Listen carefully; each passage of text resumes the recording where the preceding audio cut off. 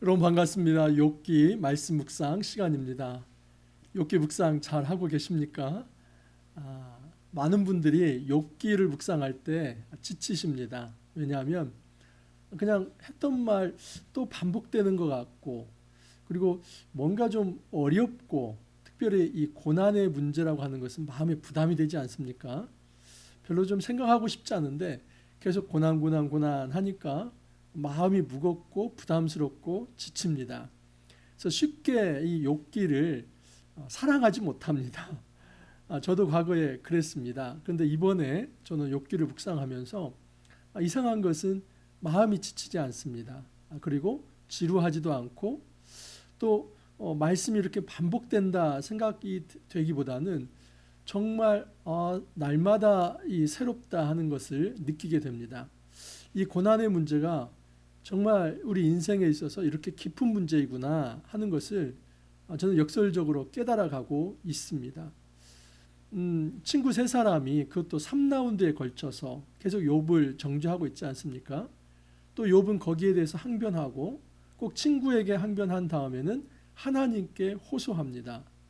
이런 모습을 보면서 단순 반복이 아니라 인간 내면에 있는 이 고통의 문제, 고난의 문제, 그리고 우리는 전지적 작가 시점이지 않습니까? 욥은 자신의 고난의 원인을 알지 못하지만 우리는 알고 있기에 욥이 왜 그렇게 고통하고 있는지를 우리는 해석하면서 욥을 읽을 수 있습니다.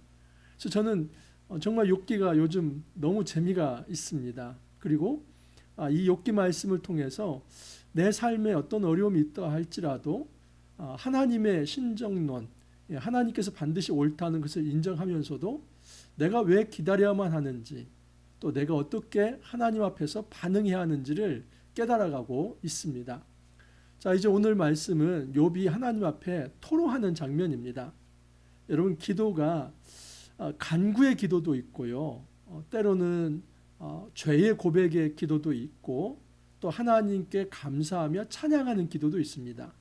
근데 어떤 기도가 있냐면 여러분, 탄식의 기도, 이 토로하는 기도도 있습니다. 그러니까 마음이 아프면 그 아픈 마음을 그대로 내어놓는 것, 이거 역시도 여러분 기도입니다. 오늘의 기도는 욥의 탄식의 기도라고 볼 수 있습니다. 그의 아픈 마음을 고스란히 있는 그대로 끊임없이 하나님 앞에 내어놓습니다. 어떤 이들은 이것을 하나님 앞에 불평한다고 말할지 모릅니다. 그러나 절대 그렇지 않습니다. 여러분, 하나님께 불평하고 불만을 품는다는 것은 하나님을 떠나면서 욕하는 것을 전제하는 것입니다. 하지만 여러분, 지금 욥은 힘들더라도 아프더라도 하나님 앞에 엎드리면서 아픈 마음을 하나님 앞에 표현하는 것이기 때문에 하나님의 이 문제를 가지고 기분 나빠하지 않습니다. 오히려 하나님은 이런 부류의 이 기도를 굉장히 좋아하십니다. 우리가 우리의 마음을 위장하거나 꾸미면서 내가 고통이 있는데도 없는 것처럼 그러면서 하나님을 찾지 않고 신앙 있는 채 하는 거, 하나님 그거 싫어하십니다. 오히려 하나님께서 원하시는 것은 아프면 아픈 대로, 모르면 좀 물어보면서 하나님 앞에 엎드리는 자세, 그것을 하나님께서는 가장 기뻐하십니다. 자, 욥이 어떻게 하나님 앞에 엎드리는지 한번 보십시오. 내 영혼이 살기에 곤비하니 내 불평을 토로하고 내 마음이 괴로운 대로 말하리라. 욥이 너무 괴롭다는 겁니다. 살아있는 것 자체가 너무 끔찍할 정도로 자신은 지금 고난을 받고 고통을 받고 있다는 것입니다. 그래서 그 마음이 괴롭기에 그 괴로운 마음을 있는 그대로, 액면 그대로 하나님 앞에 좀 말하고 싶다 하는 겁니다. 내가 하나님께 아래에 오르니, 여기 하나님께 아래에 오르니 하는 것은 기도입니다. 여러분, 지금 이 욥기 10장에서 아주 중요한 주제는 욥의 기도입니다. 욥이 단지 불만을 털어놓고 또 넘지 말아야 할 선을 넘으면서 하나님 앞에서까지 실수하는 그런 장면이 묘사되는 것이 아니라 지금 욥은 하나님 앞에 그가 가지고 있는 한계 내에서 기도를 하고 있습니다. 우리는 절대자가 되어서 기도하는 게 아닙니다. 우리가 절대자라면 왜 기도가 필요하겠습니까? 우리는 피조물입니다. 피조물은 반드시 한계가 있습니다. 사상의 한계가 있고 생각하는 것이 모자라고 육신의 한계가 있고 물질의 한계가 있고 모든 상황에 한계가 있습니다. 그렇기 때문에 절대 무한하신 하나님 앞에 그 영원한 자원을 구하며 하나님 앞에서 우리의 연약함을 있는 그대로 내어놓는 것, 이것이 기도의 첫 출발이다라고 볼 수 있습니다. 욥이 이렇게 기도합니다. 첫 번째는 나를 정죄하지 마시옵고, 나를 정죄하지 말라. 무슨 까닭으로 나와 변론하시는지 내게 알게 하옵소서. 두 가지입니다. 주님, 나에게 죄가 있다 그렇게 정죄하지 말아 주십시오. 제 고난을 받는 것은 잘 알겠습니다. 이것이 하나님으로부터 오는 고난이라고 저는 생각합니다. 그러나 제가 하나님을 떠나지는 않지 않았습니까? 만일 제가 하나님을 떠나는 그런 죄를 지었다면 그것을 좀 잘 설명해서 알게 해주십시오. 그래서 이 욥은 하나님 앞에 단지 항변하고 대들고 무리하게 행하는 것이 아니라 그의 고통스러운 마음, 특별히 이해되지 않는 고난에 대해서 하나님 좀 알려주십시오. 그렇게 기도를 하고 있습니다. 자, 욥의 한계는 무엇입니까? 이 고난이 하나님께서 죄에 대해서 또는 무엇인가 이 욥에 대해서 징벌하시는 거라고 그렇게 욥은 지금 생각하고 있지 않습니까? 근데 그렇습니까? 1장 2장으로 다시 한번 돌아가면 합니다. 여러분, 욥기가 이해가 안 되면 반드시 1장 2장을 다시 읽고 오십시오. 그러면 다 해결이 됩니다. 1장 2장에서 욥이 고난받게 된 그 원인, 기원은 사단의 도전에 있었습니다. 욥이 만약에 풍부하지 않는다면 하나님을 섬기겠습니까? 욥이 이 건강을 잃는다면 하나님을 섬기겠습니까? 이런 식으로 사단이 고소했습니다. 하나님 앞에. 욥은 결코 의인이 되지 않을 것입니다. 그런데 하나님은 욥을 믿었지요. 그리고 하나님도 자신감이 있었습니다. 그래서 그래, 그러면 욥에게 있는 풍부함을 다 뺏어가 봐라. 그 풍요를 다 앗아가 봐라. 그의 생명만은 좀 남겨놓고 그의 건강도 한번 쳐봐라. 나의 종, 나의 아들 이 욥은 나를 떠나지 않을 것이다. 하나님은 믿고 있었습니다. 여러분, 이렇게 해서 사단과 이 하나님과의 영적 전투에서 시작된 거 아닙니까? 그렇기 때문에 욥의 고난을 단지 욥이 하나님을 떠나는 죄를 지었기 때문에 받았다고 결코 말할 수 없습니다. 욥이 지금 여기서 말하는 죄, 악이라고 하는 것은 하나님을 떠나는 것을 말합니다. 우리는 죄, 악하면 대개 윤리적, 도덕적 죄를 의미합니다. 그래서 내가 뭔가를 좀 비도덕적으로 거짓말을 한다든지 좀 뭔가 좀 실수한다든지 그런 것을 대개 우리는 죄다, 악이다 생각을 합니다. 근데 이 성경에서 이 악과 죄라고 하는 것은 특별히 욥기에서는 하나님과의 관계입니다. 그 관계성에서 하나님을 배신하고 떠나는 것입니다. 배교를 의미합니다. 욥은 아무리 생각해도 지금 자신은 하나님을 배교하지 않았습니다. 그건 알지 않습니까? 내가 아무리 힘들어도 지금 그 문제를 하나님 앞에 토로하고 있다는 그 자체가 증거이지 않습니까? 이것은 욥이 하나님을 떠나지 않았다는 반증입니다. 그러므로 욥에게는 지금 이 징벌을 받을 만한, 이 고난을 받을 만한 죄가 없다는 것을 얘기합니다. 왜냐하면 하늘에서 불이 내리고 바람이 불어서 집이 무너지고 자녀가 잃고 모든 재산을 잃고 이것은 하나님의 저주인데, 하늘로부터 온 저주인데 이것은 구원에서 떨어지는 자나 받을 만한 것인데 내가 하나님을 떠나지 않았는데 왜 하나님이 나를 저주하지? 이 문제인 것입니다. 그러면서 주께도 육신의 눈이 있나이까? 주께서 사람처럼 보시나이까? 이것은 육신의 눈과 하나님의 눈을 비교하는 것이죠. 하나님은 단지 육신의 눈으로 바라보는 게 아니지 않습니까? 하나님은 이 육신의 연약한 눈으로 바라보는 게 아니지 않습니까? 그러니까 정확히 보신다면 내가 하나님을 떠났는지 않았는지, 그 죄가 있는지 아는지는 하나님께서 아실 거 아닙니까? 이 얘기입니다. 주의 날이 어찌 사람의 날과 같으며 주의 해가 어찌 인생의 해와 같기로 나의 허물을 찾으시며 나의 죄를 들추어내시나이까? 이 친구들, 인간들이 나를 정죄하는 것은 그렇다고 칩시다, 이런 얘기입니다. 그들은 인간이기 때문에 나의 내면 속을 잘 알지 못하고 그들은 하나님이 아니기 때문에 실수로 나를 정죄할 수 있습니다. 하지만 하나님은 실수가 없는 분인 걸 내가 알고 있습니다. 인간이 아니시지 않습니까? 그런데 왜 이 고난, 이 하나님의 저주 같은 이 징벌이 나에게 임하는 것입니까? 그걸 물어보는 겁니다. 그렇기 때문에 여러분, 이 토로하는 기도, 이것은 결코 욥이 하나님을 모독하거나 하나님을 배교하는 것이 아니라 오히려 하나님 앞에서 자신의 연약함을 내려놓으며 주께 묻는 아주 영적인 깊은 통찰의 기도다라고 볼 수 있습니다. 주께서는 내가 악하지 않은 줄을 아시나이다.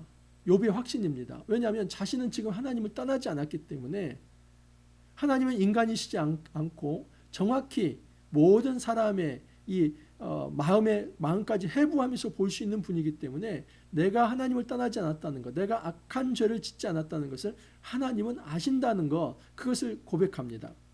주의 손에서 나를 벗어나게 할 자도 없나이다. 한 가지 고백하는 것은 무엇이냐면, 그러나 지금 내가 징벌을 받고 있는데 이 하나님의 주권만큼은 내가 인정할 수밖에 없습니다. 욥의 딜레마이죠.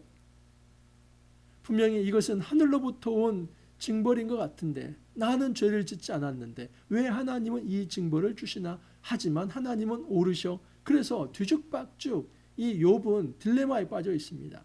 여러분, 이것은 하나님이 나타나셔서 말씀하셔야만 해결될 일입니다. 그래서 나중에 42장에 가면 욥은 고백합니다. 내가 귀로만 듣다가 이제 눈으로 보니까 우리 하나님을 알게 되었고, 지금까지 했던 모든 말들, 내가 알지 못하고 했던 말들 회개합니다. 그렇게 말을 하는 것입니다. 욥이 호소하는 것은 이제 창조주 하나님에 대한 그 호소입니다.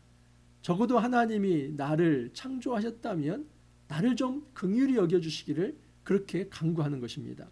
주의 손으로 나를 빚으셨으며 만드셨는데 이제 나를 멸하시나이다. 역설이죠. 하나님이 나를 창조하셨는데 왜 내가 하나님을 떠나지도 않았는데 나를 멸망하십니까? 그렇게 물어보는 겁니다. 기억하옵소서. 주께서 내 몸 지으시기를 흙을 뭉치듯 하셨거늘. 여러분, 창세기적 묘사입니다. 흙으로 사람을 만드는 모습입니다. 그것은 10절에 보면 주께서 나를 젖과 같이 쏟으셨으며 엉긴 젖처럼 엉기게 하지 아니하셨나이까.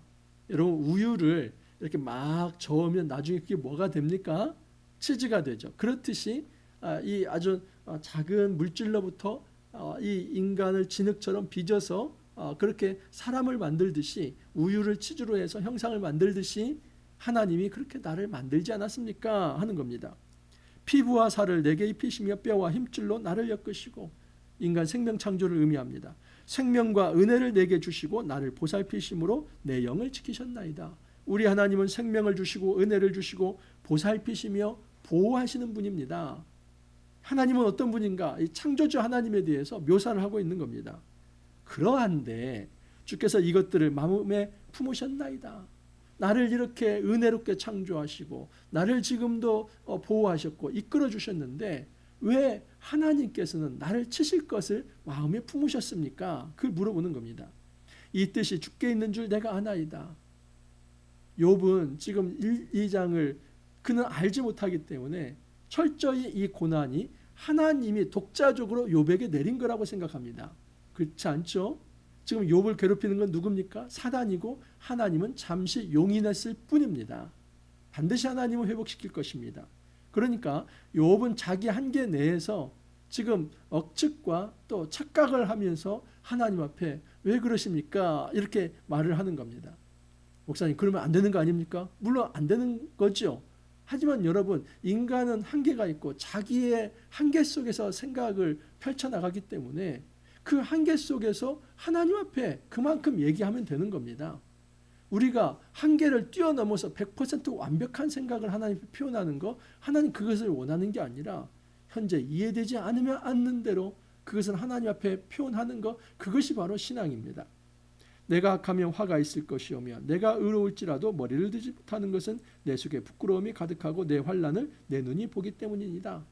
만일 내가 악하다면 화가 있을 것 맞습니다. 하지만 내가 또 의로울지라도 내가 얼굴을 들 만큼 그렇게 교만할 수는 없는 문제이죠. 이런 얘기를 합니다.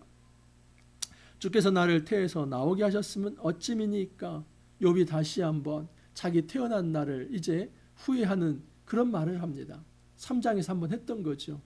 욥이 너무나 고통스럽기 때문에 그런 얘기를 합니다. 그러면서 한 가지 부탁을 합니다. 있어도 없던 것 같이 되어서 태에서 바로 무덤으로 옮겨졌으리이다. 내 날은 적지 아니하니까. 나의 남은 날이 이제 얼마 남지 않았습니다. 그런즉 그치시고 나를 버려두사 잠시나마 평안하게 하시되. 하나님, 마지막 하나만 간구합시다. 그것은 내가 지금 죽을 날이 얼마 남지 않은 것 같은데 죽을 때까지만이라도 이 고통을 좀 면해 주십시오. 너무 힘듭니다. 여러분, 절절한 욥의 호소입니다. 내가 돌아오지 못할 땅, 곧 어둡고 죽음의 그늘진 땅으로 가기 전에 그리하옵소서. 이 고통을 주님 줄여주십시오. 그렇게 욥이 하나님 앞에 호소를 하고 있습니다. 여러분, 욥기 10장은 욥의 기도입니다. 욥의 기도의 핵심은 탄식과 토로입니다. 목사님, 그건 너무 값없는 기도 아닙니까? 기도가 값이 있고 값 없고 그런 거 없습니다. 감사와 찬양의 기도도 있을 뿐만 아니라 죄를 고백하는 기도도 있을 뿐만 아니라 하나님 이것만큼은 들어주세요 간구하는 기도가 있을 뿐만 아니라 아픈 것을 아프다고 말하는 것도 참 좋은 기도입니다. 우리는 신앙 있는 채 하면서 내 감정이나 마음이나 또 나의 정서를 함부로 은폐하고 속이지 않기를 바랍니다. 그렇게 은폐하고 속인다고 해서 그렇게 하나님을 속일 수 있는 것도 아닙니다. 하나님은 이미 다 알고 계십니다. 그렇기 때문에 하나님은 하나님 앞에 엎드리기를 바라며 네가 모르면 모른다고, 네가 아프면 아프다고, 하나님 이거 어떻게 된 겁니까? 그렇게 좀 질문이 있으면 질문을 하라는 겁니다. 이게 기도의 시작입니다. 우리가 욥의 기도를 배우기를 바랍니다. 욥은 아픈 사람입니다. 너무나 고통을 받는 사람입니다. 그러나 그에게서 우리가 배울 점은 그 아픔을 하나님 앞에 토로하고 있다는 것. 이것은 회복의 아주 좋은 신호입니다. 우리가 고통받을 때 정말 하나님을 생각지도 안 하고 하나님을 저주하면서 나의 인생을 가지고 이런 장난을 쳐? 이런 기독교도에 믿지 않겠어 하고 떠난다면 그거야말로 악이죠. 그거야말로 큰 죄입니다. 하지만 하나님 왜 그러십니까? 언제까지 이 고통을 하나님께서 이렇게 주시렵니까? 무엇이 문제입니까? 주님 가르쳐 주십시오 하면서 하나님 앞에 엎드리는 이 기도는 주님께서 가장 기뻐하실 만한 일입니다. 그리고 주님은 해법을 주실 것입니다. 우리가 욥의 기도를 잘 배워서 우리 삶에 어렵고 힘든 일이 있다면 주 앞에 토로하며 탄식하며 하나님 주시는 답을 얻어갈 수 있기를 간절히 소망합니다. 기도합니다.